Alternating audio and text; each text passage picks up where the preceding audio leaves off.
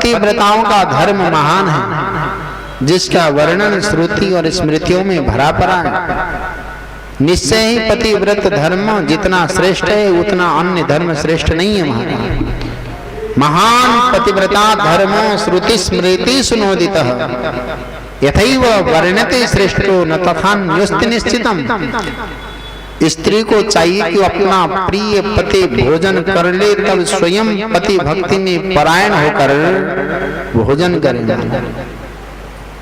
पति खड़ा हो तो साधु स्त्री को भी खड़ा रहना चाहिए। पति के सो जाने पर स्वयं शयन करे, उसके उठने से पहले स्वयं जग जाए। पति का सर्वदा छल रहित जो हित हो, कभी अलंकार से रहित हो, अपने स्वामी के सम्मुख न जाए। जब स्वामी कार्यवश परदेश चले जाएं तो कभी अपने शरीर का श्रृंगार न करें। पतिव्रता स्त्री को चाहिए कि पति का नाम कभी अपने मुख से न ले। पति के द्वारा क्रुद्ध होकर कठोर वचन कहने पर भी उसे कभी बुरा वचन न कहे। पति के शासित करने पर भी प्रसन्न रहे, उस समय भी यही कहे कि स्वामी और अधिक दंड देकर मेरे ऊपर कृपा करें।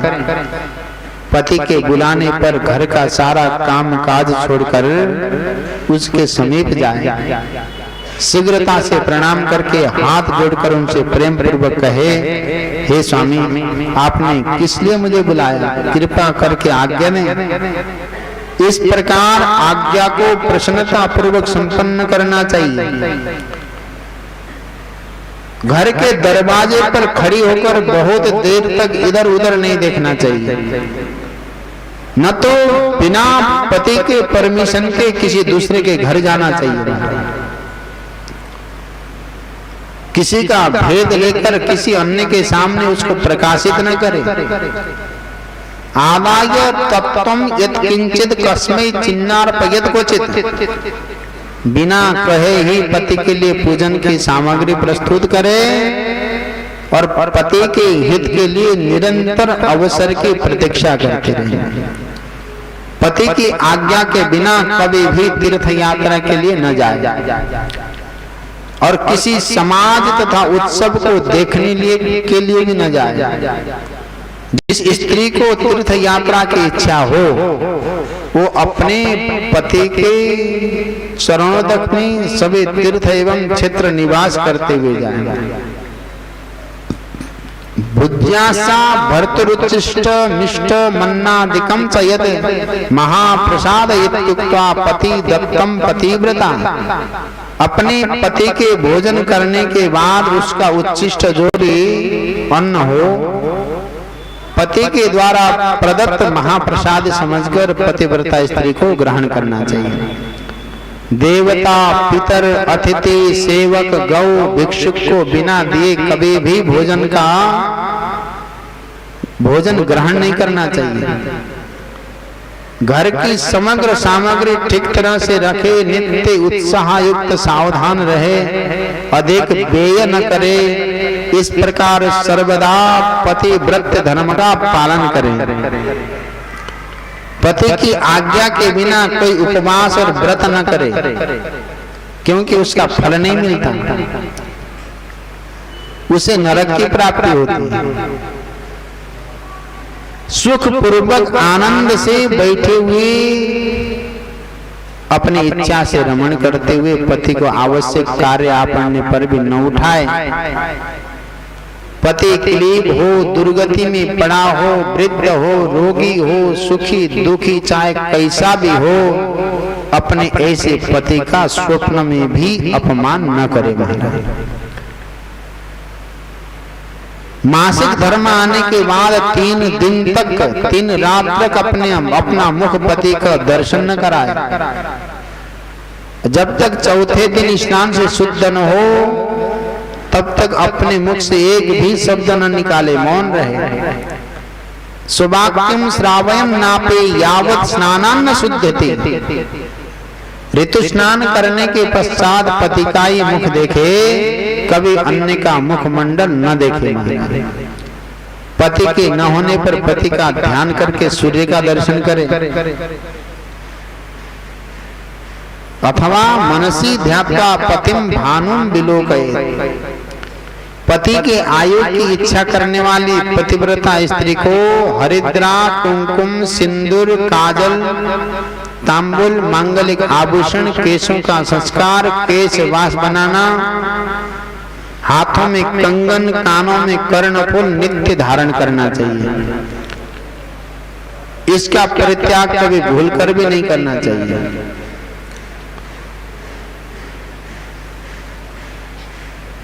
जो स्त्री अपने पति से द्वेष करती हो उससे बातचीत नहीं करना चाहिए। कभी अकेली न रहे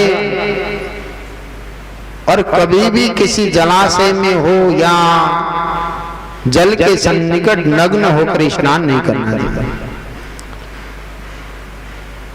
पति के प्रसन्न होने पर प्रसन्न रहे, पति के दुखी होने पर दुखी रहे, पति के प्रिय में ही अपना प्रिय समझे। इस प्रकार पतिव्रता स्त्री सदैव पति के हित की ही इच्छा करे। पतिव्रता स्त्री सदैव संपत्ति और विपत्ति दोनों अवस्थाओं में एक रूप रहे, विकार उपस्थित होने पर कभी विकृत न हो और सदैव धैर्य धारण करे। घी, नमक, तेल आदि के न होने पर भी पतिव्रता स्त्री पति से ऐसा न कहे कि घर में नहीं है। पति को किसी असाध्य कार्य में नियुक्त न करे। ब्रह्मा, विष्णु, शिव से भी अधिक पति का महत्व है। विधेर विष्णुर हराद्वापि पति रेको धिको मतः, पति व्रताया देवेशी सुपति शिवयेव च। पतिव्रता अपने पति को साक्षात शिव स्वरूप ही समझे। पति की आज्ञा का उल्लंघन करके जो स्त्री व्रत, उपवास, नियम आदि का आचरण करती हैं, वो केवल व्रत उपवास नहीं करती, वो अपने पति के आयु का हरण करती हैं।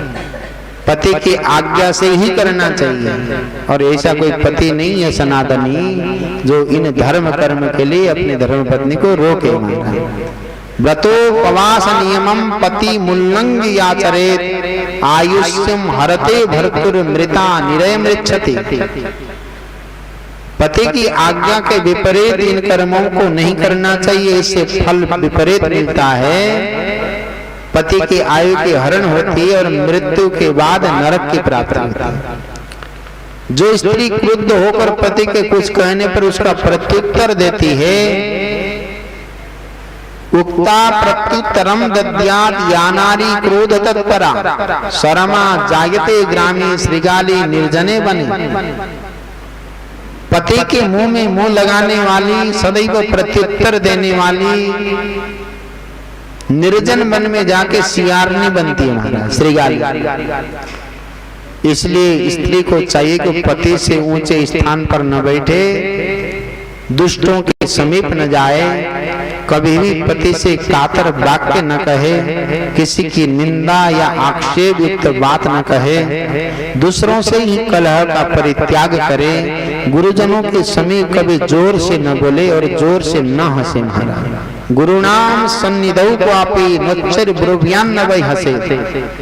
पति को बाहर से आया हुआ देखकर शीघ्रता से अन्न, जल, भोजन, वस्त्र, पाद सम्माहन और मन के अंतर्मन की थकान दूर करने वाले मीठे वचन के द्वारा अपने पति को, स्वामी को प्रसन्न जो रखती है, मानो उस पतिव्रता ने तीनों लोकों को प्रसन्न कर लिया। माता, पिता, पुत्र, भाई तो स्त्री को बहुत थोड़ा ही सुख देते हैं, परंतु पति तो पत्नी को अपरिमित सुख देता है। इसलिए स्त्री को चाहिए कि पति का सदैव पूजन करे।